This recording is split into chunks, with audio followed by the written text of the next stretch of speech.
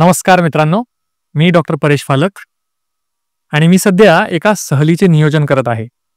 निमित्त आहे संपूर्ण गीता कंठस्थीकरण परीक्षेचे. नाही म्हणजे मी त्याच्यात भाग नाही घेते, तर माझ्या आईने त्याच्यात सहभाग नोंदवलाय आणि ती परीक्षा होणार आहे शृंगेरीला.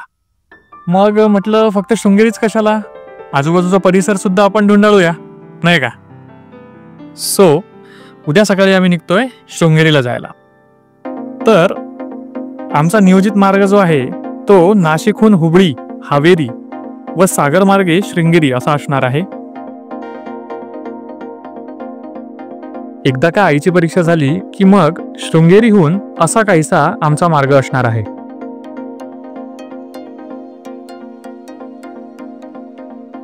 जसं तुम्हाला ठाऊक आहे की एखाद्या ठिकाणची फक्त मुख्य पर्यटन स्थळं बघून माझं समाधान होत नाही. मला स्लो ट्रॅव्हलिंग आवडतं.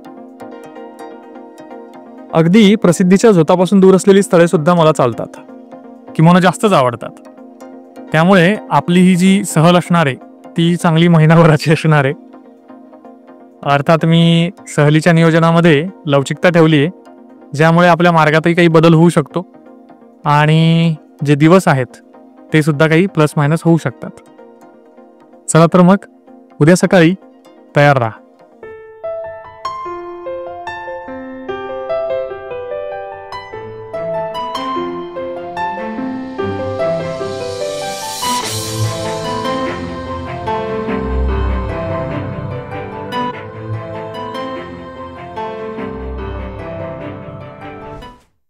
नमस्कार मित्रांनो, सुप्रभात.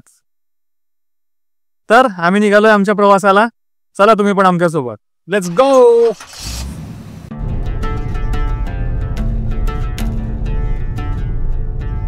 रस्त्यामध्ये एक कुत्रं अचानक समोर आल्याने त्याला गाडीची धडक बसली. कुत्र्याला तर काही झालं नाही, पण गाडीचं थोडं नुकसान झालं.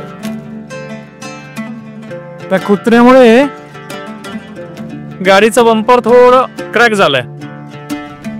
असो, नुकतीच आम्ही एका शेतात पेटपूजा केली.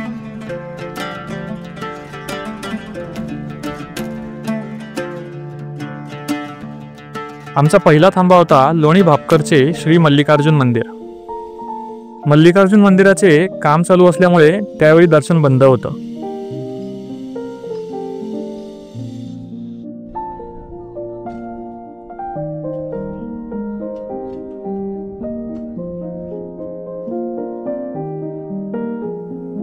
मंदिराच्या समोरच एक सुंदर पुष्करणी आहे, जिच्या बाजूला एक दगडी मंडप आहे. मंडपाच्या भिंतींवर विविध शिल्पे आहेत.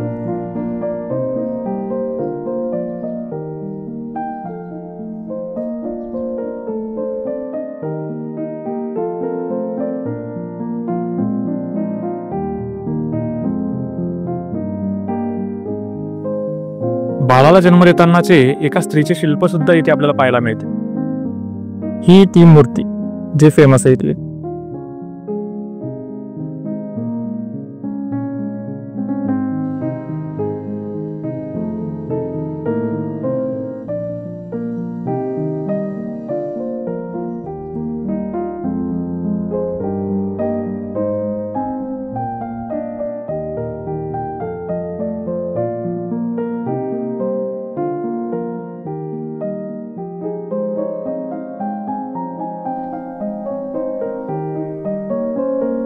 मंदिराच्या आवारातच एक अतिशय सुंदर वराह शिल्प आढळते. वराच्या अंगावर झूल सुद्धा कोरलेली आहे आणि झुलीवर छोट्या छोट्या विष्णू प्रतिमा आपल्याला कोरलेल्या दिसतात.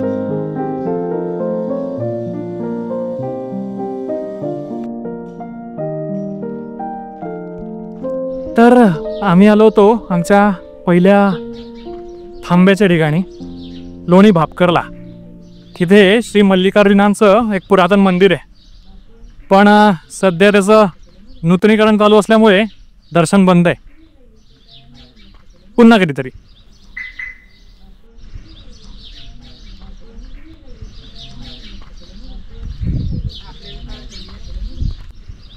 या परिसरामध्ये बऱ्याचशा विरगळी पाहायला मिळतात.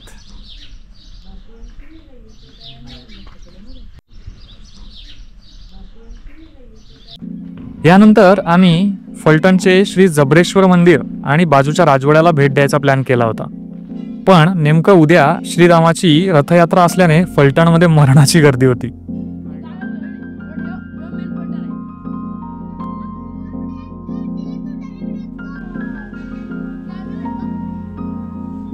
त्यामुळे आम्ही पुढील प्रवासाला लागलो.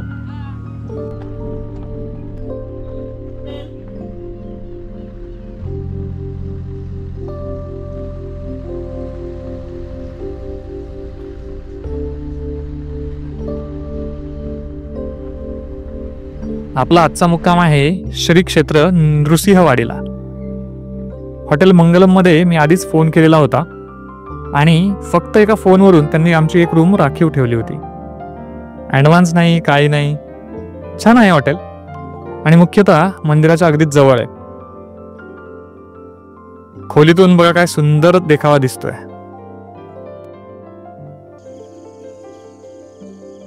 रात्री आम्ही नृसिंह मंदिराच्या बाजूचा घाट परिसर एक्सप्लोअर केला.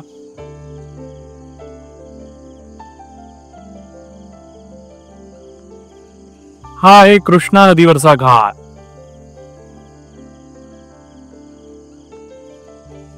आता उद्या नृसिंहवाडीचा आजूबाजूचा परिसर आपण ढूंढाळूया. भेटूया पुढच्या भागात. Bye bye.